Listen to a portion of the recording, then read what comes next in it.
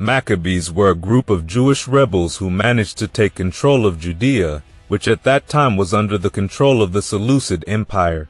This revolt didn't just stop there, it actually led to the founding of the Hasmonean Dynasty. This dynasty ruled over Judea from 167 to 37 BCE, with a short period of total independence between 104 and 63 BCE. Their main goal? To restore and protect Jewish traditions, expand the territory of Judea, and push back against Hellenism, which was the influence of Greek culture and religion. Now, let's break down the name Maccabee. It's often used to describe the whole Hasmonean dynasty, but technically, the original Maccabees were Judas Maccabeus and his 4 brothers. The name Maccabee itself was actually an epithet for Judas and likely comes from the Aramaic word Makeba, which means the hammer. Pretty fitting, right? Judas was known for being a fierce fighter, and this nickname reflects his toughness in battle. There's also a traditional Jewish explanation that says, Maccabee is an acronym for a phrase from the Torah that means, "Who is like you among the heavenly powers, O God?" This phrase became a kind of battle cry for the Maccabees. Let's rewind a bit to set the stage.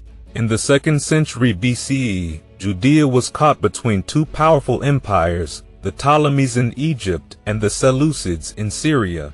After a key battle in 197 BCE, the Seleucids took over Judea, which had originally been under Ptolemaic control. At that time, there was a growing trend of Hellenization, or adopting Greek culture, and this was particularly popular among some wealthier Jews, especially in Jerusalem.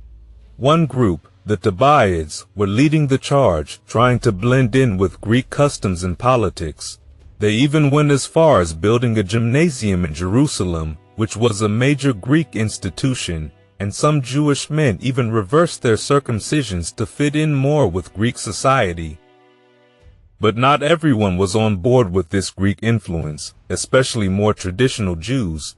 This tension really flared up when Antiochus IV Epiphanes took over as ruler of the Seleucid Empire in 175 BCE. He wasn't interested in respecting Jewish customs. He saw the high priest in Jerusalem as just another political position, not a religious one. So, when a guy named Jason bribed Antiochus to make him high priest, things got messy. Jason started to turn Jerusalem into a more Greek-style city, even naming it after Antiochus. From there, things spiraled. Another man named Menelaus also bribed his way into the high priesthood, and he took things a step further by having Jason and Onias, the previous high priest, killed. This led to riots, and when Menelaus' brothers stole sacred objects from the temple, it only added to the chaos. Antiochus, furious at the instability, attacked Jerusalem, looted the temple, and imposed harsh Hellenizing policies. Jews were forced to abandon their religious practices. He even banned circumcision, and those who defied him were killed. This sparked the full-blown rebellion that the Maccabees would lead. The Maccabean Revolt was more than just a fight against foreign oppression. It was a civil war within the Jewish community. On one side, you had traditional Jews who wanted to stick to their customs and religion, and on the other, Hellenized Jews who were embracing Greek culture. When Antiochus backed the Hellenizers and tried to enforce Greek customs by persecuting traditional Jews, it was the last straw, and the revolt erupted. This wasn't just a cultural clash. Antiochus' brutal persecution of those who observed Jewish law pushed the situation over the edge.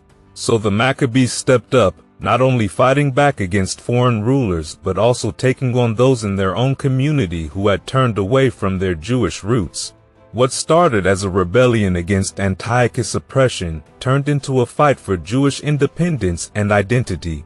And after Antiochus, 4 harsh decrees banned Jewish religious practices, a Jewish priest named Mattathias from the town of Modin sparked a major rebellion. He refused to bow down and worship Greek gods, and when a fellow Jew stepped forward to make a sacrifice to an idol, Mattathias took action. He killed the man.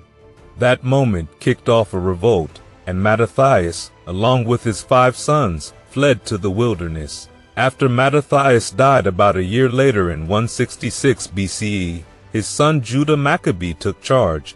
Judah led a group of rebels, using guerrilla tactics to fight the Seleucid forces.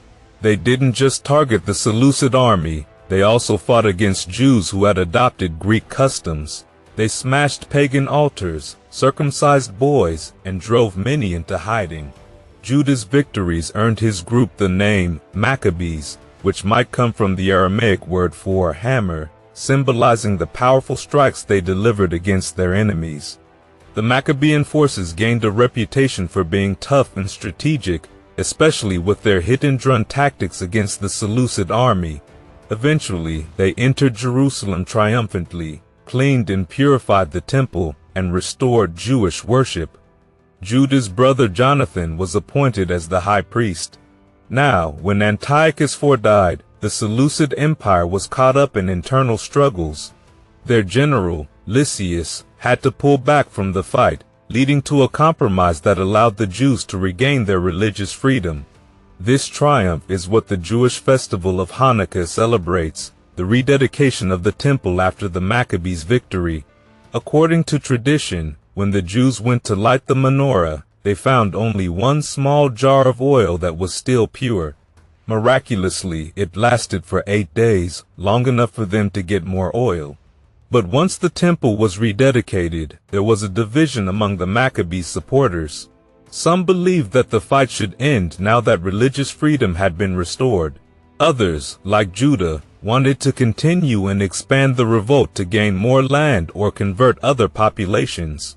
This difference in goals eventually widened the gap between the Pharisees and Sadducees, especially under later Hasmonean rulers like Alexander Jannaeus.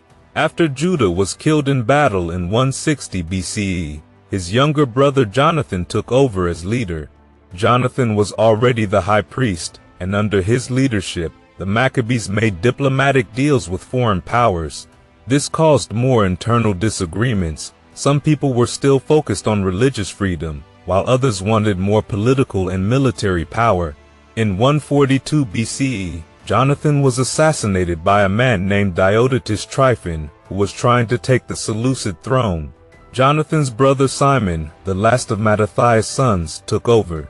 Simon made an alliance with Demetrius II, the Seleucid king, and in return, the Jews were exempted from paying tribute.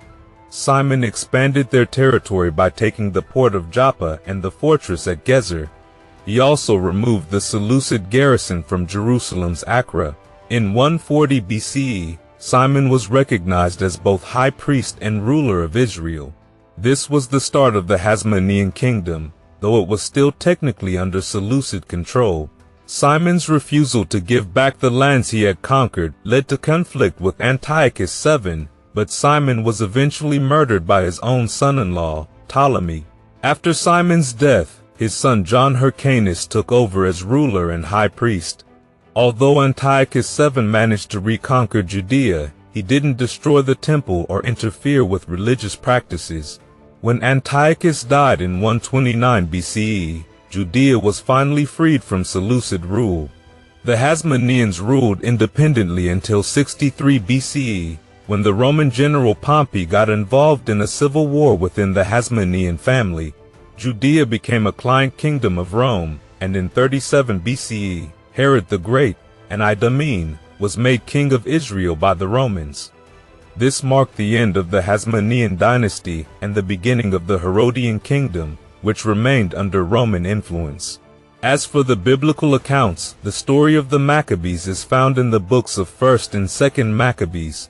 These books detail the rededication of the temple and are part of the Septuagint, the Greek translation of the Hebrew Scriptures. While they aren't part of the Jewish Tanakh, they are included in the Old Testament of Catholic and Orthodox Bibles, though most Protestant denominations consider them apocryphal.